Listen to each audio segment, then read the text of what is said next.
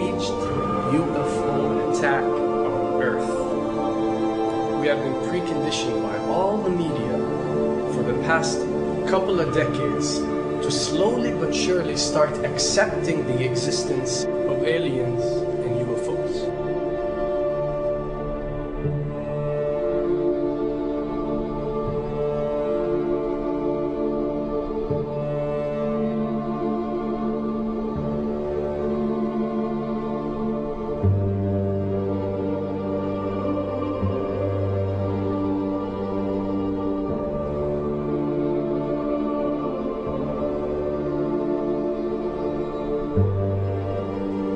I can tell you right now that 99% of every UFO sighting that has ever taken place has actually not been an unidentified flying object, because this has always been military technologies.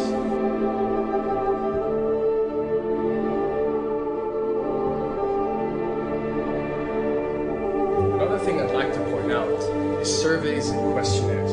You know, we get surveys and questionnaires all the time, sent out by the state or by the government or by our rulers and our officials and so on and so forth.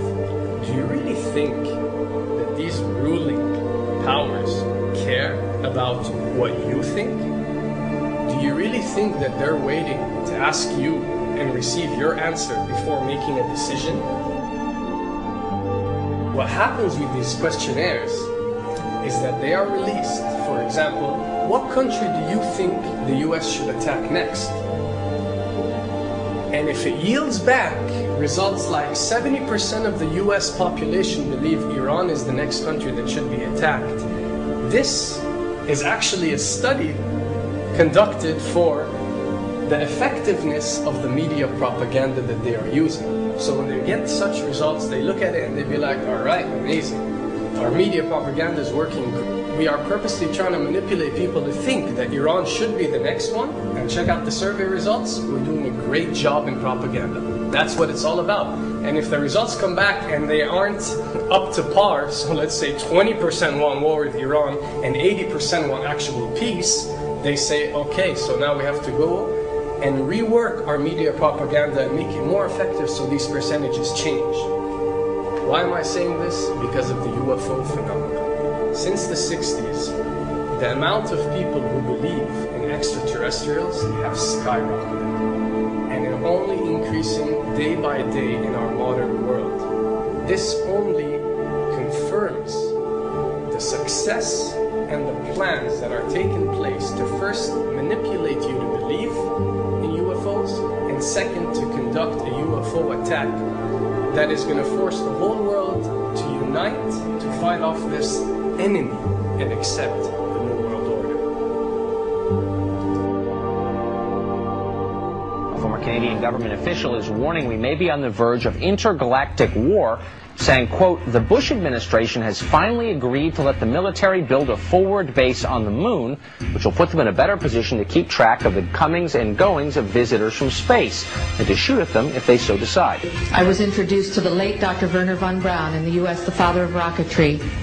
In my first meeting with him, during that first 3.5 hours, he said to me, Carol, you will stop the weaponization of space, because there is a lie being told to everyone that the weaponization of space is now first being based upon the evil empire, the Russians. There are many enemies, he said, against whom we're going to build this space-based weapon system, the first of whom was the Russians, which was existing at that time.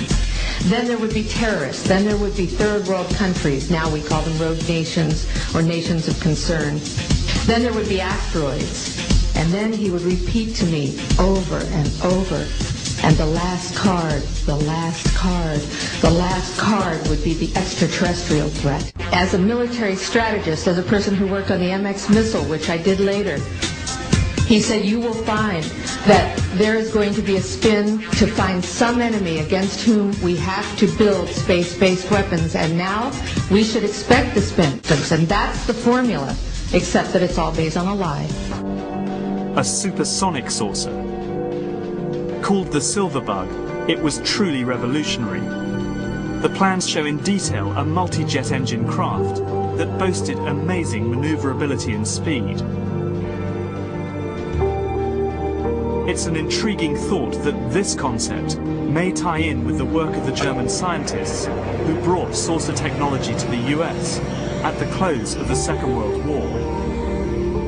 What was needed were certain cover stories. What do you do when people are spotting aircraft and then telling reporters that they've seen something very unusual flying out of an airbase in Nevada?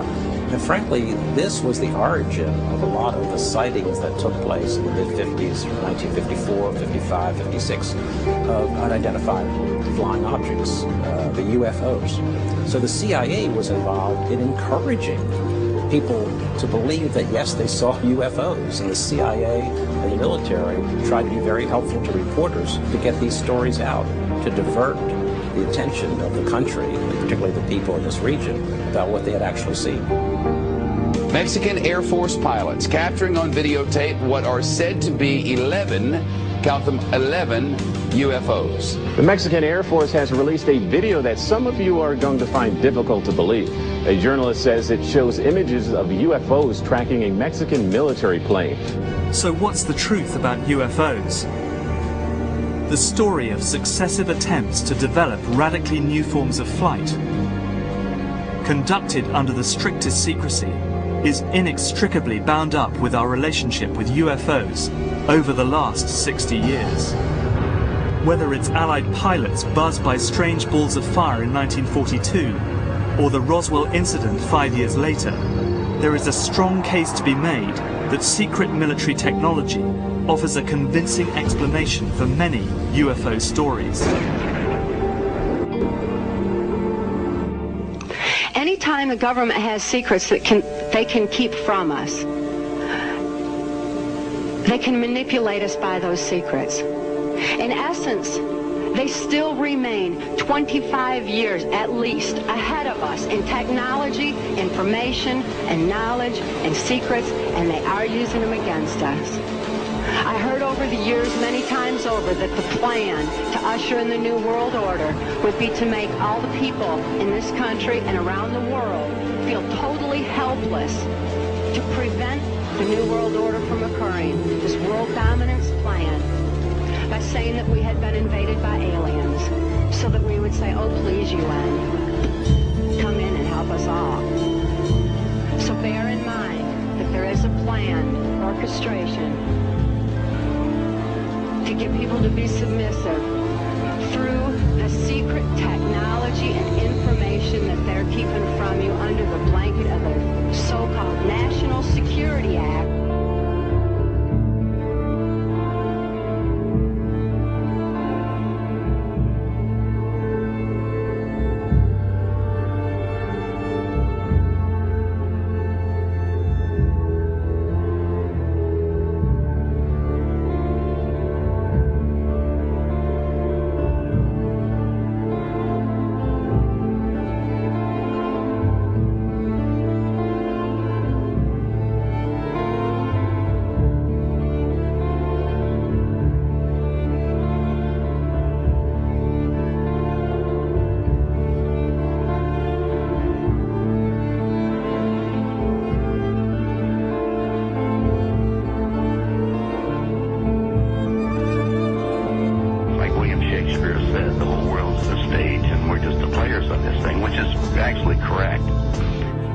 Perhaps we need some outside universal threat to make us recognize this common bound. I occasionally think how quickly our differences worldwide would vanish if we were facing an alien threat from outside this world.